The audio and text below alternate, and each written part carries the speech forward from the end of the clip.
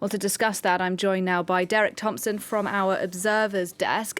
Derek, who are these people who've gone into hiding and why have they done so? Well, we've been talking to two groups of people, Afghan journalists and also Afghan social activists. Now, these are people who've been struggling for minority rights, women's rights, human rights, the freedom of speech, etc. for 20 years. All the things that America and its allies were trying to build in the country for 20 years, they've been doing this work, and the Taliban don't like them. So we've been talking to those two groups. Now, both of them have very, very real fears that the Taliban will track them, hunt them down from door to door. Our colleagues at Deutsche Welle reported last week that the Taliban had actually come to the home of one of their Afghan journalists, and he had actually fled. He was already in Germany, but they killed one of his family members and shot another one. So there's a very, very real risk. Now, the people we've been talking to are terrified. They've all gone into hiding. They're not living at their own houses because they know the Taliban might be coming. And one woman told us this. She's a human rights activist in the west of the country. We're not saying exactly where. She sent us this. "Everyone knows me in my neighborhood and on my street," she said. "When the Taliban entered our city, I hid out in a friend's house because I knew they'd come for us sooner or later." Well, they are coming for them. Now, everyone was afraid initially of house-to-house searches, the Taliban literally going from house to house, rooting out everyone they didn't like. They're not doing that. They're being quite discreet and quite subtle. They're doing targeted searches, going to people whose names and addresses they already have, like the journalist for Deutsche Welle. And from the people you've been speaking to, how is it then that the Taliban know where to look for people?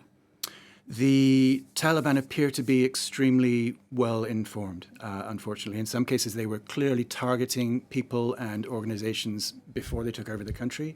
They had already the names and the addresses. Also remember that we also heard that the police are cooperating with them in some areas. One activist even told us that he had heard that there was a police task force, a joint task force between local Afghan police and the Taliban that was hunting down activists and journalists. It's very scary stuff. Now remember that we're talking about people who are outside Kabul, who are in the smaller provincial cities. In these cities, everyone knows each other. The Taliban have been going to mosques, sometimes on Friday prayers, and they've been asking people, they've been telling them it's their Islamic duty to turn in anyone who worked with the foreigners. And we know of at least one case where someone's colleague, their address came from someone at the mosque.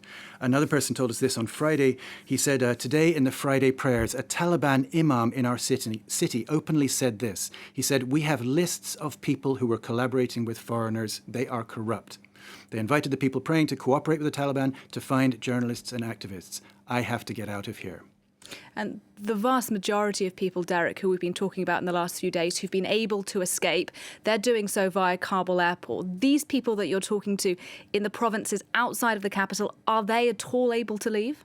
Well, it's two problems. First, they have to get to Kabul, and even when they get to Kabul, it's not clear whether they can get on a list. So to get out of their cities, even if they can avoid the Taliban and get out of the cities, they then have to take the road, and there are going to be X number of Taliban checkpoints along the way. We spoke to one family who went from their city to Kabul. They made the decision to risk their lives because they want to get on a plane. They had to go through 21 separate checkpoints.